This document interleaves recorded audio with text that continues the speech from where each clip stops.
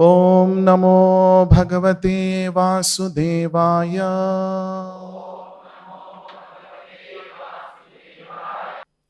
Reading from Shrimat Bhagavatam, Canto 1, entitled Creation, Chapter 18, entitled Parikhit Cursed by a Brahmana Boy. Text 50. Prayasha sadhavo loke parairdvandveshu yojitaha na vyathanti na hrisyanti yata atma gunashrayah. Translation and purport by His Divine Grace Abhay Charanaravinda Bhaktivedanta Swami Prabhupada. Translation. Generally, the transcendentalists, even though engaged by others in the dualities of the material world, are not distressed, nor do they take pleasure in worldly things, for they are transcendentally engaged. Purport by Srila Prabhupada. The transcendentalists are the empiric philosophers, the mystics, and the devotees of the Lord. Empiric philosophers aim at the perfection of merging into the being of the Absolute. Mystics aim at perceiving the all-pervading Supersoul, and the devotees of the Lord are engaged in the transcendental loving service of the personality of Godhead. Since Brahman, Paramatma, and Bhagavan are different phases of the same transcendence, all these transcendentalists are beyond the three modes of material nature. Material distresses and happinesses are products of the three modes, and therefore the causes of such material distress and happiness have nothing to do with the transcendentalists. The king was a devotee and the rishi was a mystic. Therefore, both of them were unattached to the accidental incident created by the supreme will. The playful child was an instrument in fulfilling the Lord's will. Thus end the Bhaktivedanta purports of the first canto, 18th chapter of the Srimad Bhagavatam, entitled Maharaj Parikhit Cursed by a Brahmana Boy. So we are in the last verse of this 18th chapter of the first canto. Prayashaha sadhavo loke. Loke, in this world. Sadhavaha. Sadhavaha means saints, devotees. Prayashaha means generally, always, almost always. Paraihi means by paraha, by others. Paraihi. Dvandveshu, dvandva means dualities. This material world is a world of dualities. We see happiness, we also see distress. We experience both of them while we are in the material world. Right? We see victory, we also experience defeat. So this is dvandveshu. Paraihi, dvandveshu, yojitaha. Yojitaha means being engaged. Paraihi, by others. Sadhavaha, the devotees of the Lord. Loke, in this world. If they are yojitaha, if they are engaged in dvandveshu, in the dualities of this material world, what is the effect on the sadhu? Na vyathanti, they do not get distressed. Vyathanti means to be distressed. Vyatha means to be sorry. Right? So they are not sorry. They are not distressed. Na vyathanti, na hrishyanti. Okay, they are not vyathanti, they are not distressed. Maybe they will enjoy the dualities of this world. No, it is said, na hrushyanti. They do not take pleasure in these dualities of this material world also. Neither they vyathanti nor they hrushyanti.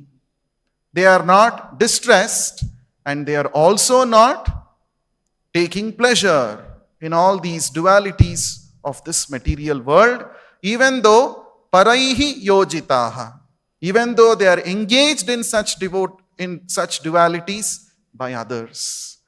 What is the reason for this kind of a behavior of the sadhus? Why they are not affected at all by the dualities of this material world? That is answered in the last line of this shloka. Yataha, because Atma Gunashrayaha. Why? Because they are transcendentally engaged. The Sadhavaha, the pure devotees of the Lord, they are transcendentally absorbed. They are always busy in the transcendental activities of devotional service. They are busy serving the Lord. Their minds are absorbed in the Lord alone.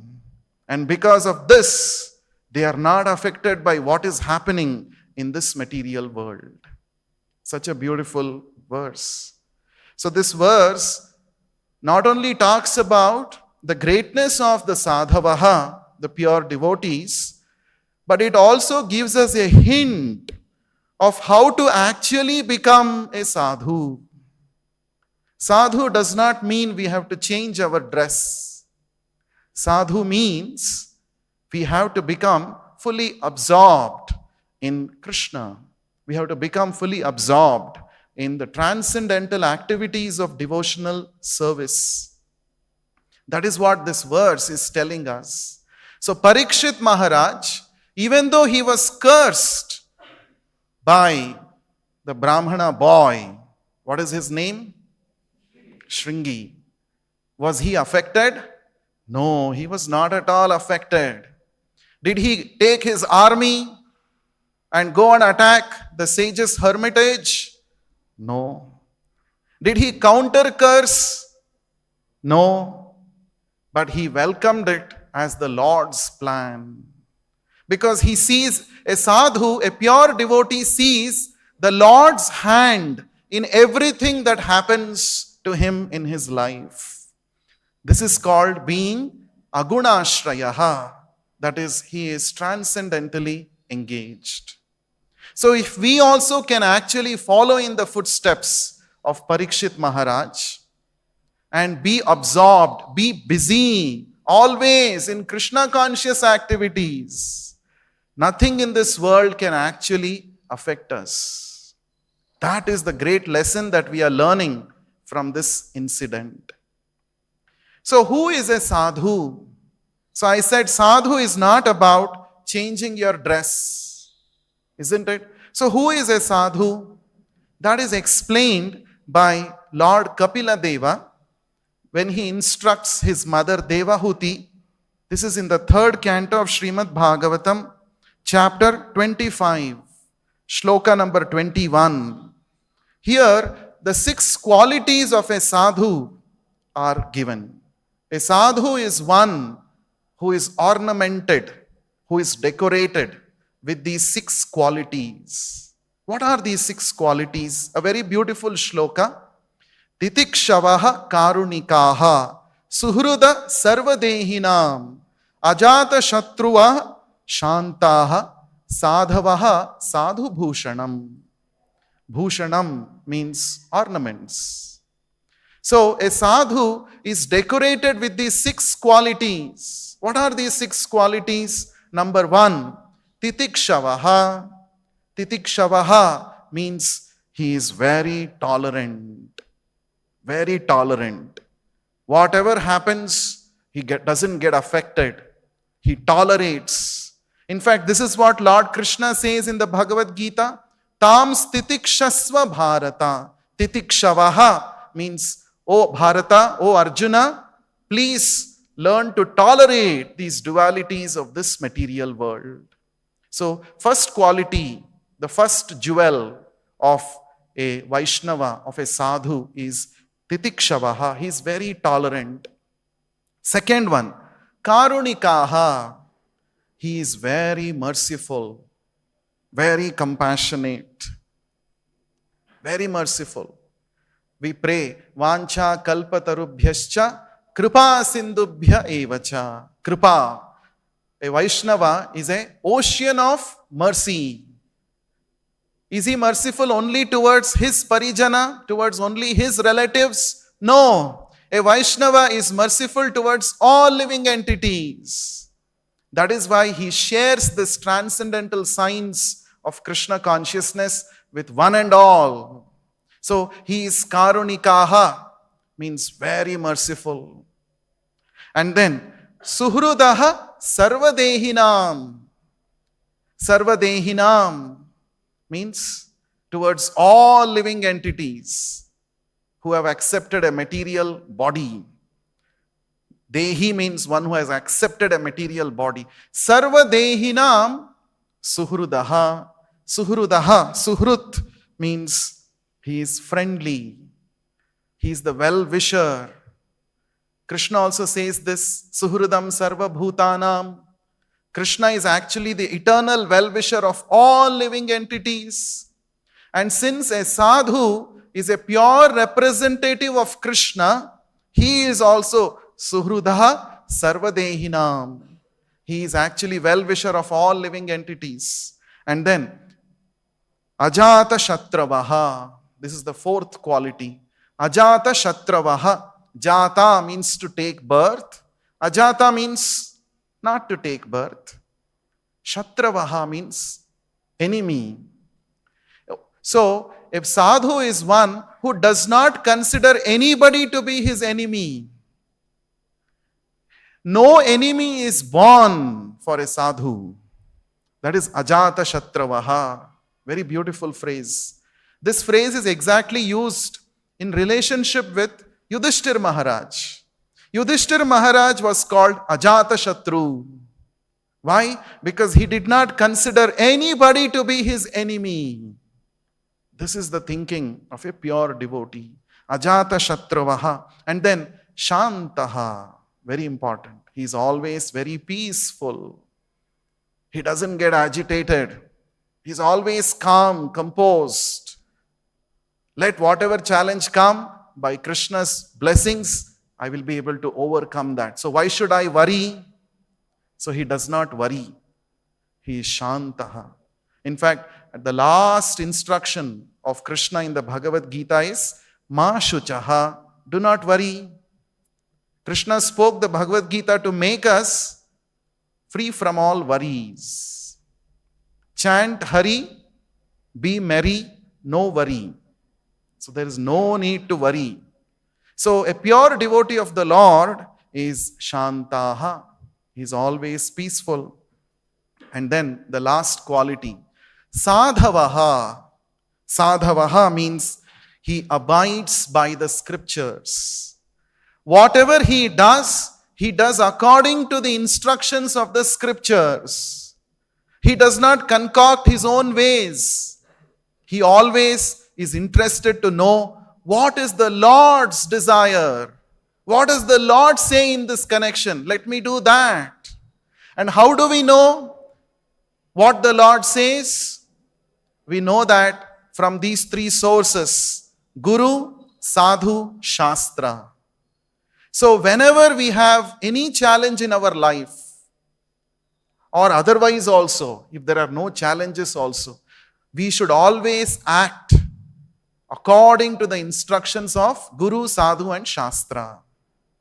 A sadhavaha, a pure devotee of the Lord, is always interested to know what the scriptures say and let me follow that. So he abides by the scriptures. And these 6 qualities are sadhu bhushanam. These are the ornaments, the jewels of a sadhu. So one who is ornamented with these 6 qualities, he is a real sadhu. So the translation of this verse, let me read. The symptoms of a sadhu are that he is tolerant, titikshavaha, merciful, karunikaha, and friendly to all living entities, suhrudam sarvadehinam. He has no enemies, ajata shatravaha. He is peaceful, shantaha. He abides by the scriptures, sadhavaha. And all his characteristics are sublime, sadhu bhushanam. So these are the qualities of a sadhu. Now for the sake of this sadhu, such sadhus, the Lord says in the Bhagavad Gita, Paritranaya sadhunam vinashaya cha dushkritam dharma samsthapanarthaya sambhavami yuge yuge. In order to protect such devotees who are sadhus, who have these 6 qualities, the Lord personally comes to this material world. That means you can understand how much the Lord likes the sadhus, how much the Lord is dear to his devotees. For their sake, the Lord personally comes. A sadhu, I said, he is sadhavaha. That means he is abiding by the scriptures. A sadhu always acts according to the instructions of the scriptures. He is fully, thoroughly convinced. Whatever the Lord has said in the Bhagavad Gita, that is the absolute truth. And I should lead my life according to these sublime instructions.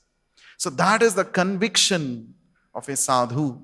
So when a pure devotee speaks with this conviction, there is a transformation in the listener's heart. Otherwise, simply when somebody speaks without conviction, without faith, it will not have that kind of an effect. But when a pure devotee, because he is thoroughly convinced, when he speaks, there is total transformation. Right? We see Narad Muni is such a pure devotee, sadhu. Whomever he meets, he convinces them about Krishna consciousness. That is sadhu. Right? So there is, his success rate is 100%. Narad Muni's preaching success rate, 100%. Whomever he touches, whomever he speaks, fully convinced. He spoke to Mrigari, the hunter, made him a great devotee. He spoke to Ratnakara, who was also a hunter, made him Valmiki Muni, who wrote the Adi Kavya, the first work, the first book, Ramayana. He spoke to the sons of Daksha Prajapati, made them pure devotees. Right? He spoke to somebody who was not even born, who was in his mother's womb. Who is that? Prahlad Maharaj. And he was born a pure devotee. He became a pure devotee since birth because of the influence of Narad Muni. Right? He spoke to another boy, 5-year-old boy who was going to the forest to avenge the humiliation that he faced by his stepmother. Who is that? Dhruva Maharaj. And he became a pure devotee. Whomever Narad Muni spoke to, they all became pure devotees. Therefore, Narad Muni is compared to touchstone. Touchstone, you touch that, it becomes gold. Anything comes in contact with touchstone becomes gold. So touchstone, right? Now similarly, our spiritual master Srila Prabhupada, he is a pure representative of Narad Muni. And he spoke, when he spoke with that conviction, there was transformation in the listeners. Once, Srila Prabhupada was speaking to a group of scholars, Vedic scholars. It was a room conversation. And Prabhupada met all of them. They were all great scholars. Scholars means they had studied the Vedas, Upanishads, and so much. They were able to quote the scriptures and they had studied deeply, all of that. So, one devotee brought these scholars to meet Prabhupada. And Prabhupada was also interested to meet them. So, they all started speaking about Shastras, about the scriptures. One of the scholars said, we should all The only way to perfection, according to the scriptures, is we should thoroughly study the Vedas. Everybody should be engaged in only studying the Vedas. Somebody said, everybody should be engaged in performing fire sacrifices, yajnas. Somebody said, we should all go to the forest and do tapasya. This is what the scriptures say. So everybody has their own conclusion that they had drawn from all the scriptures after studying so much. So they all spoke for a long time and Prabhupada was patiently listening to them. Titikshavaha, very tolerant. Prabhupada did not cut them in between. Hey, what are you saying? This is not correct. He didn't say that. He waited for his turn to speak. So Prabhupada heard everybody for a long time and Prabhupada said, after all of them spoke, Prabhupada spoke for about 20 minutes or so, and Prabhupada said, actually, the conclusion of all the Vedic scriptures is to know Krishna. And knowing Krishna means not simply theoretically knowing, engaging in his devotional service. And Krishna himself came 500 years ago as Sri Chaitanya Mahaprabhu, and he gave us the way how to serve Krishna. Yagnai sankirtana prayayihi yajantihi sumedhasaha. Bhagavatam says, if you are sumedhasaha, if you are very intelligent, you will take up this process of sankirtana yajna. Simply chant Hare Krishna, Krishna Krishna, Hare Hare, Hare Rama, Rama Rama, Hare Hare. So Prabhupada said, it is a joyful process. You can come to our temple, participate in Sankirtana, sing and dance in front of the Lord and become very jubilant. This is actually the conclusion of all the Vedic scriptures. This is what Prabhupada said. And after Prabhupada spoke like this with so much conviction, one of the scholars raised his hand. Maybe he is going to ask some other doubt or question. But no. That person said, Prabhupada, can we all do Sankirtan now?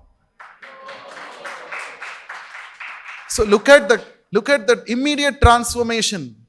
Look at the transformation in that person who was just a dry philosopher, a speculator. Even though he had studied all the Vedas, he had not come to the understanding that the goal of life, what is the goal of life? What is the purpose of the Vedas? He had not understood. But pure devotees' words, Prabhupada's words had such great conviction. It brought about immediate transformation. So this is the power, potency. Every word of the pure devotee is very, very potent. Prabhupada's words are very, very potent, very powerful. We have to receive those instructions with utmost respect, with utmost surrender, and we should try our best to execute his instructions. That is what we sing every day during Guru Puja. Guru Mukha Padma Vakya Chittete Koriya Aikya Arana Kariho Mane Asha. My only desire is to hear Prabhupada's words and make it one with my consciousness. This is very important. So, that is the power of hearing from a pure devotee. Right? There's another very interesting incident. During Srila Prabhupada's time, Prabhupada would ask devotees, you should go and distribute my books far and wide. Everybody should get. And of course, even now, following Prabhupada's instructions, we are doing book distribution every day. One of the most important activities of every Krishna conscious temple, ISKCON temple, established by Srila Prabhupada, is book distribution. Prabhupada said, books are the basis. Right? Otherwise, some people may think, morning if you come to the temple hall and see devotees singing and jumping and dancing, some people may think, oh, these people are crazy.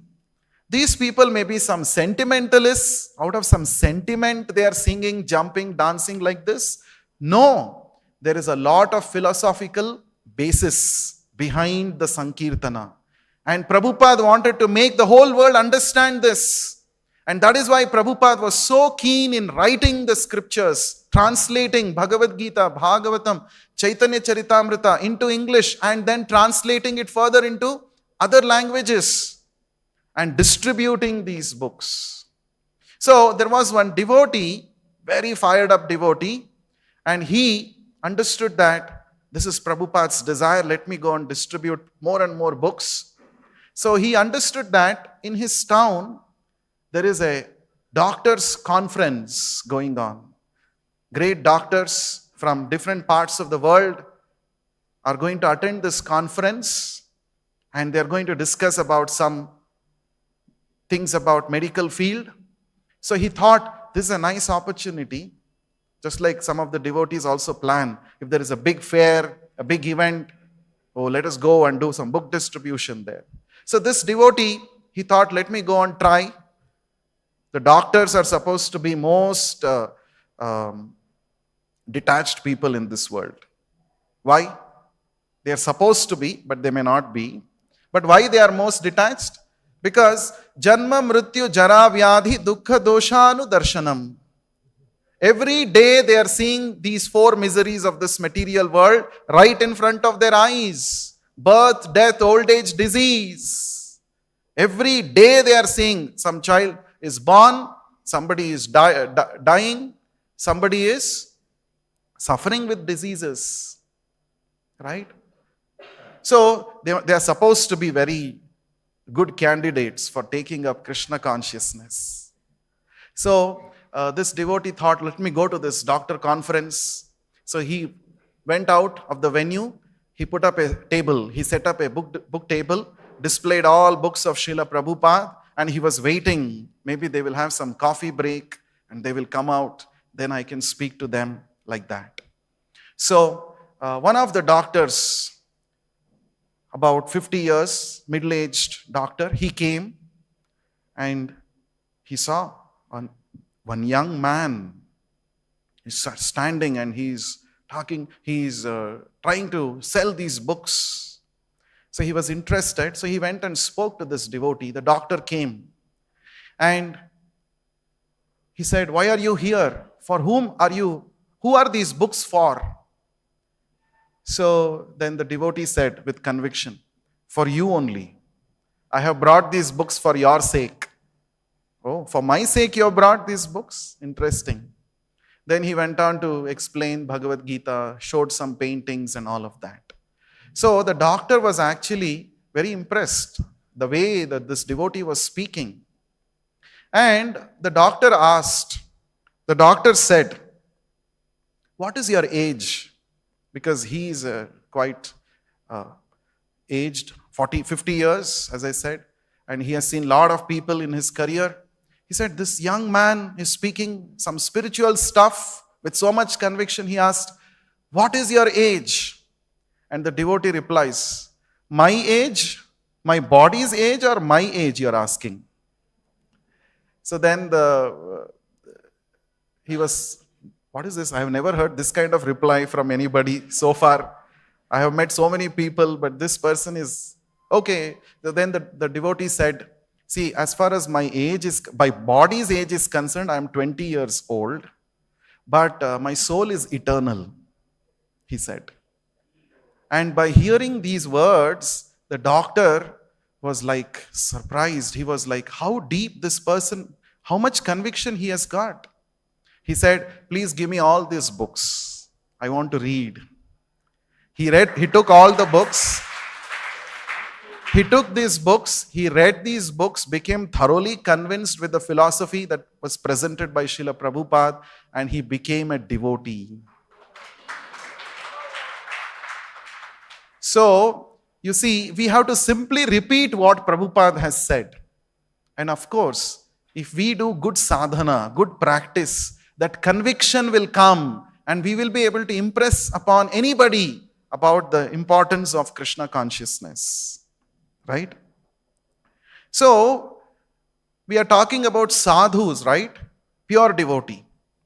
So, when we are in the association of pure devotees, sadhus, we get to hear about Krishna. Not only that, there is another advantage of being always with the pure devotee, with the devotees, with sadhus. A very interesting incident described in the Valmiki Ramayana. It highlights this point. We all know when finally the battle between Rama and Ravana was declared, Vibhishana, the younger brother of Ravana, tried so many ways to convince this Ravana. But Ravana was deeply materialistic. Therefore, all the good instructions that Vibhishana gave did not enter his head. Right? So then what did Vibhishana do? Vibhishana said, let me give up this person. Let me give up this Lanka. So far I was instructing him every now and then. This fellow is not ready to hear. Now let me go and surrender myself to Lord Ramachandra. Now when he went, he did not go alone. He went along with 4 of his associates. 4 of his associates also went along with him. So it is said, when Vibhishana arrived along with his 4 associates, since Vibhishana was born in a demoniac family, he had some powers by default. So he came by airways to the camp of Lord Ramachandra on the other side of the ocean. And some of the Vanara army soldiers, Vanaras, saw, okay, somebody is coming from the other side. So he said, who are you? What is your purpose? Why have you come? You have come from Lanka. Are you the messenger of Ravana? Why have you come with these people? He said, I am Vibhishana, the younger brother of Ravana. I have come to surrender at the lotus feet of Lord Ramachandra. So then the Vanaras thought, we can never trust these demons. We don't know. They might have come with some ulterior motives. He said, be there only. Don't come. Be there only. I will go consult with Lord Ramachandra and come back. So this devotee goes with the message that 5 people have come and Vibhishana has come, the younger brother of Ravana. He says he wants to surrender at your lotus feet. So then Ramachandra, he consults with others who are there with him. Sugriva, Jambavan, Hanuman, and all these people were there. And Ramachandra did not take his own decision. One of the qualities of the Supreme Lord is, he is Bhakta Paradhina. He is completely dependent on his pure devotees. So in this Leela we see that. So Lord Ramachandra, he consulted. What do you say? What is your opinion, King Sugriva? Should we allow him? He has come. He is saying that he wants to surrender. So Sugriva said something and his conclusion was, no, we should not allow. He is from the enemy side. We should not allow. Then what do you say, Jambavan? You are the eldest among all of us. What is your opinion? He also said, no, we should not allow. We cannot trust these people. They might come with so many other motives. We don't know. So let us not trust. Let us not allow. And then finally he asked Hanuman. See, you personally visited Lanka and you came back. So you must be knowing something about this person. You tell me, what should we do? Should we allow him or not? So then Hanuman spoke. He said, in the entire Lanka, there's only one person who is your devotee, and that is Vibhishana. So we should definitely accept him. And Hanuman also countered the arguments put forward by all others. And he said, you should accept him. And Lord Ramachandra said, you see, anybody who comes to me and says, my dear Lord, from today I am yours, then it is my vow to give him abhayam, full protection in all circumstances. How can I give up my vow, my promise?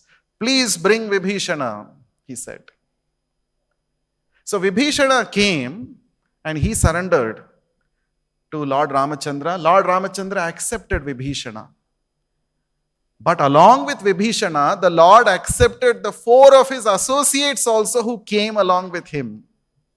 Now a big discussion happened for Vibhishana. Should we allow him or not? No such discussions happened about the four associates. Because Vibhishana is accepted, the four people who came along with Vibhishana is also accepted by the Lord.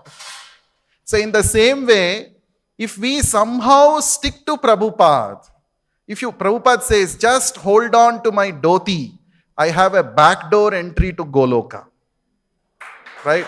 So we just have to hold on. Cling on to Prabhupada's instructions. And Prabhupada said, I will take you back to Godhead. So that is the power. So if you are simply with the pure devotee, simply be there with the devotees, with the devotees who are fully engaged in devotional service. By their association, we also become devotees. And even though we are not qualified, Prabhupada qualifies us and takes us back to Godhead. Just like the four associates of Vibhishana, they got qualified because they came with Vibhishana. Right? Suppose if they had come alone, separately, all the four had come, then it was, I don't know whether they would be accepted. But upon Hanuman's recommendation, Lord Ramachandra accepted not only Vibhishana, the four others. So very important. So being in the association of devotees, being connected to a pure devotee, that is very, very powerful. And pure devotee recommends us, and the Lord cannot say no. When pure devotee recommends, the Lord accepts us. So that is the way of surrendering to the Lord. Right? On the contrary, if we are in the association of demoniac people, what will happen? That is also highlighted in the same Valmiki Ramayana. Ravana was the one who abducted Mother Sita. Only he should have been punished, isn't it? But since there were many people who supported him, right, his sons, his other ministers, his soldiers, they all were supporting Ravana. Therefore, they also got vanquished by Lord Ramachandra. So anybody who is sticking to demoniac association, they are also doomed. Right? Whereas somebody who is connected with pure devotee, they are liberated, they are elevated, they are accepted by the Lord. That is the power of being with sadhus. So now how do we know who is a real sadhu, who is not a real sadhu? We already saw the qualifications, right? Now, but sometimes it appears that, so they are all looking like sadhu, maybe they are also sadhus. How do we know? How do we distinguish? Just by seeing we cannot understand. So there is one interesting Sanskrit Subhashita, very connected with this. It says, Kakaha Krishnaha. Here Krishna means black in this verse. Kakaha Krishnaha, Pikaha Krishnaha. Ko bheda pika kakayoho. Vasanta samaye prapte kaka kakaha pika pikaha. Very interesting. So, kaka means crow. We all know. Kaka is crow. What is its color? Black. Pikaha means the cuckoo bird, which is known for its sweet singing, sweet voice. And the cuckoo bird is also black. Krishnaha. Both are black. In fact, it is said, the mother cuckoo bird lays her eggs in the nest of the crow. She lays her eggs and goes away. And the mother crow brings up that cuckoo bird along with her other babies also. Right? All are looking same. Right? All are looking same. So, Kaka Krishnaha, Pika Krishnaha, Ko bhedo Pika Kakayoho. Both are looking black only. What is the difference? Bheda, what is the difference between the two? Yeah, there is a way to know the difference. What is that? Vasanta samaye prapte. When the spring season arrives, then doodh ka doodh, pani ka pani will happen. What happens when the spring season comes? All the birds try to sing because they are very happy, jubilant upon seeing the nature of spring season. That time, the reality will come into picture. Everyone will get to know which is kaka, which is pika. The crow will make noise whereas the cuckoo bird will sing melodiously. That time the distinction is very clear. In the same way, who is a sadhu, who is not a sadhu? How do we know that? When some Vasanta Kala has to come?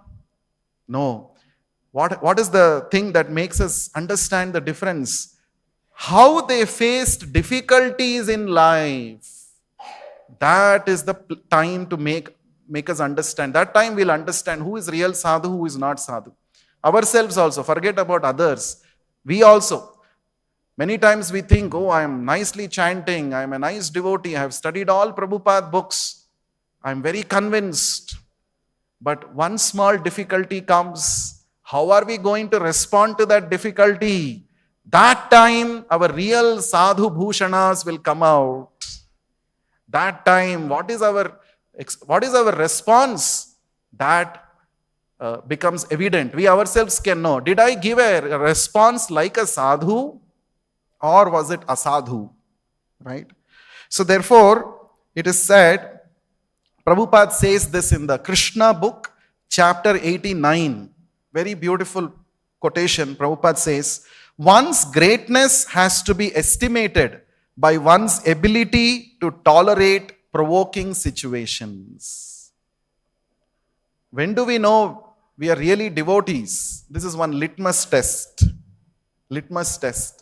What is that? When provoking situations arise in our life, how do we respond?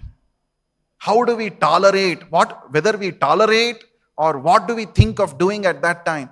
That we can understand, we can estimate whether I have become really Krishna conscious or not. Right? So, this is called dhiraha. Dhira. Prabhupada uses the word dhira. Krishna uses the word dhira. In which shloka? Very well known shloka. Yes. Dehinosmin yatha dehe kaumaram yavvanam jara tatha dehantara praptihi dhiras tatrana muhyati. Chapter 2, shloka number 13 of Bhagavad Gita.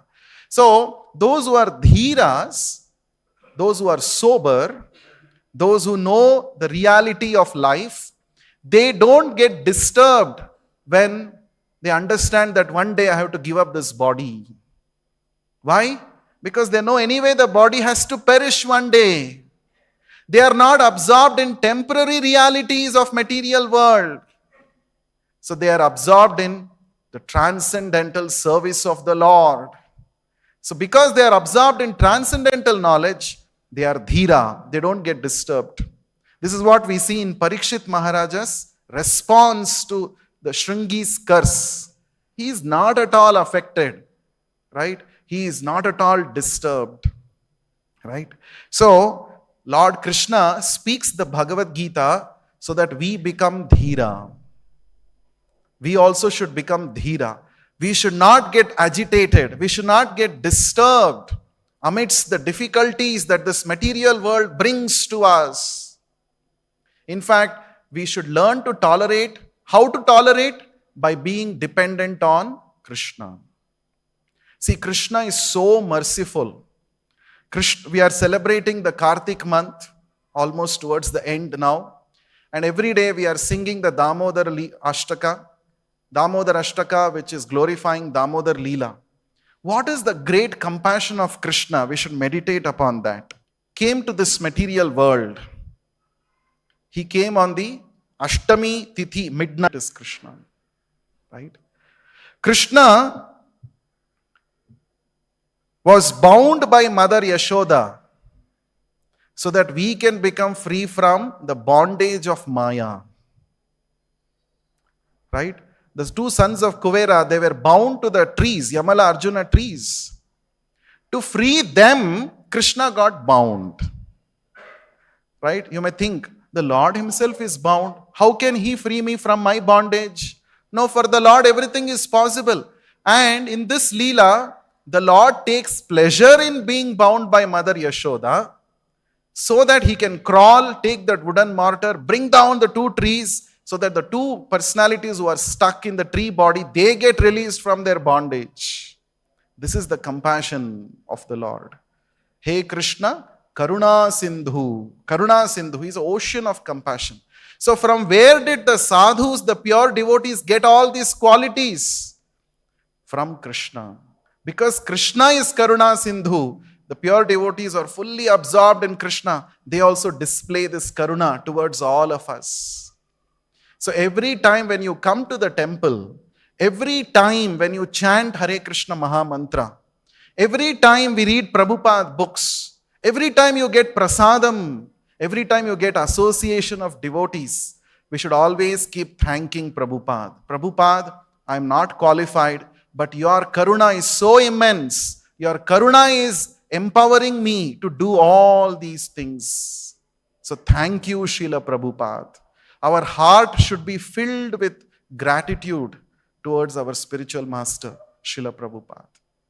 So we cannot repay to Prabhupada for what all he has done out of immense compassion towards us. Only thing that we can try to do is serve his mission. We should serve Prabhupada's mission in any way possible. And that is the only way. Even by serving life after life, we cannot repay Prabhupada. We cannot repay what Prabhupada has given to us. Never, not possible. Chakshudan diloje, janme janme Prabhu se. Life after life, you are my master. Please engage me in your loving service. Please engage me as your servant. This is the prayer we should, every moment, every day, we should keep offering to Srila Prabhupada. Not only we should offer this prayer, we should also utilize the various service opportunities that Prabhupada has created for us. Then we can actually try to become like Sadhu. We can progress towards becoming a Sadhu like exalted devotees such as Parikhit Maharaj. So we'll close here. Any questions, any comments, anyone?